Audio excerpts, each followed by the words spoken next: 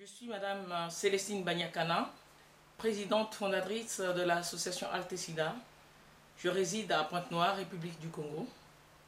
Je travaille à SDB Congo, groupe Bolloré. Et j'ai 6 enfants, dont un adopté.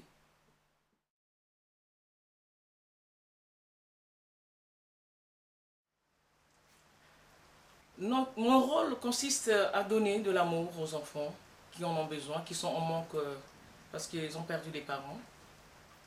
Et cet amour, il est primordial pour qu'un enfant puisse trouver la joie, pour qu'un enfant aille à l'école. Et c'est ce que nous essayons de faire au sein de cette association.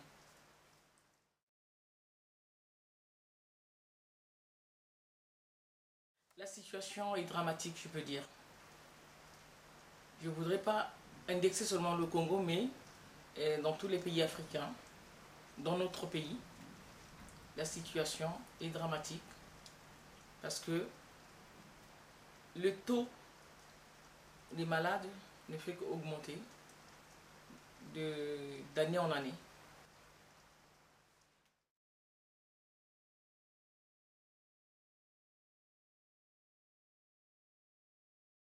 La lutte est très efficace, mais malheureusement, vu la pauvreté, la misère, on assiste à une faille. Parce que j'ai dit tantôt que la situation est dramatique, mais pourtant la lutte, elle est présente dans toutes les communes, dans toutes les régions, et malheureusement, on assiste à une fatalité, je peux dire, parce que les orphelins sont de plus en plus nombreux. Les parents sont en train de mourir et laissent derrière eux les orphelins qui sont très nombreux.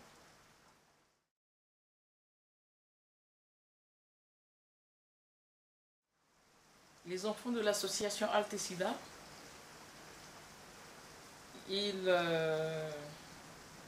au départ, ils sont très malheureux.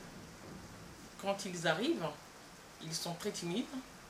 Mais une fois inscrits au sein de l'association, une fois que les bénévoles qui travaillent avec nous dans l'association, aussi bien les expatriés, les Africains, les Congolais, les Ponténégrins,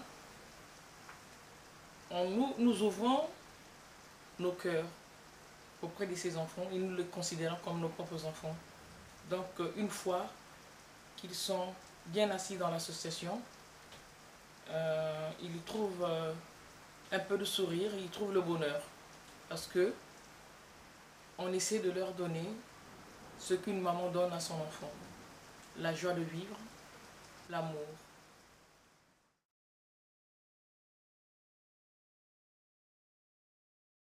Grâce aux donateurs, grâce aux bonnes volontés, aux entreprises qui nous ont toujours aidés,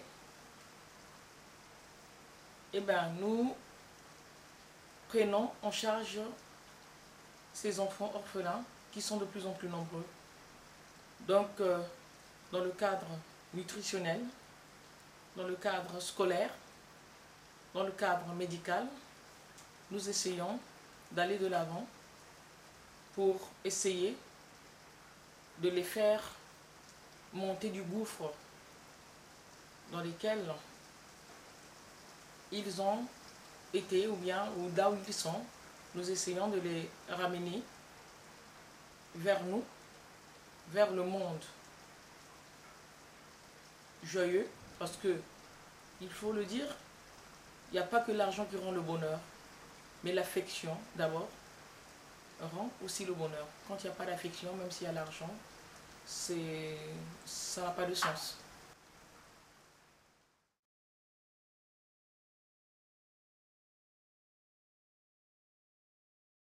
Évidemment, oui, bien sûr. Certains enfants sont atteints du sida, soit à la naissance, mais maintenant, de plus en plus, les enfants ne naissent pas malades, Mais parfois, c'est par ignorance des parents, soit quand ils sont malades, quand les parents malades ne se dépistent pas à temps, ils peuvent effectivement se mélanger des lames gilettes. Ils peuvent utiliser des objets tranchants et là il y a contamination.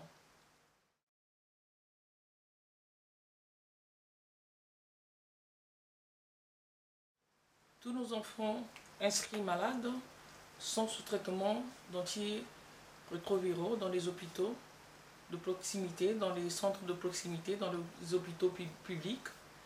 Donc ils ont des traitements antirétroviraux et ils vivent normalement comme les autres enfants qui sont n'étant pas malades. Ils vont à l'école, ils jouent, ils font des jeux collectifs, le foot, le nzango, un peu de tout, ce que nous retrouvons comme jeu en Afrique. Donc ils sont suivis, oui, effectivement, ils sont suivis.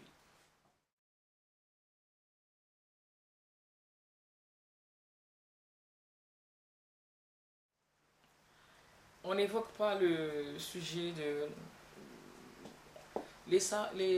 c'est tellement...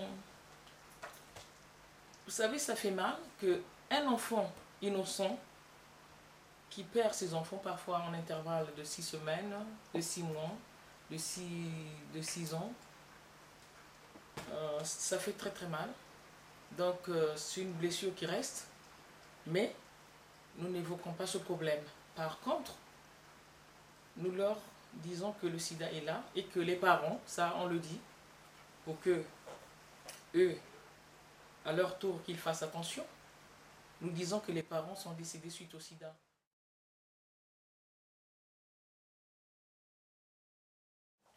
Non, c'est pas que c'est tabou, ils se plaignent pas de la situation, mais ils savent que les parents ne sont pas là.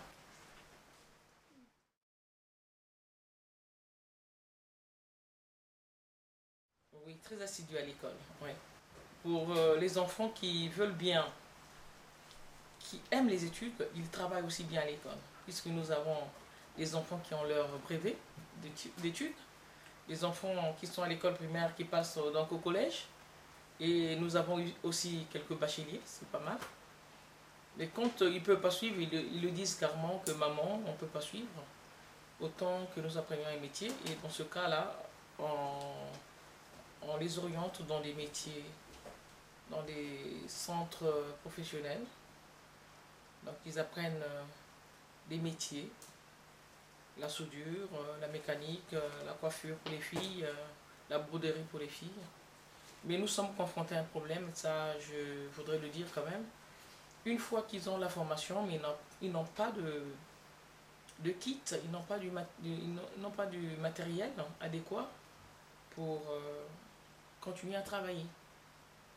Et ce que nous envisageons, c'est de créer peut-être des ateliers de soudure, comme ça une fois une fois formés, ils peuvent intégrer nos propres ateliers et puis en faire un métier, en faire un travail rémunéré tous les mois.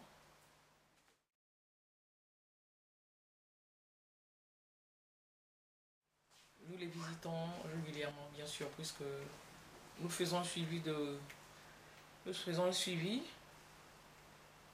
à l'aide, bien sûr, des bénévoles, de toutes les personnes qui, qui travaillent avec nous dans l'association, bénévolement, bien sûr.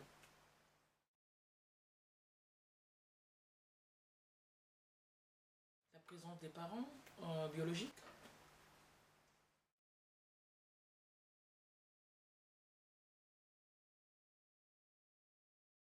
Nous les, nous les obligeons de repartir sur les bancs de l'école pour qu'un jour, qu'ils deviennent des enfants équilibrés, des adultes qui pourraient éventuellement fonder des familles aussi.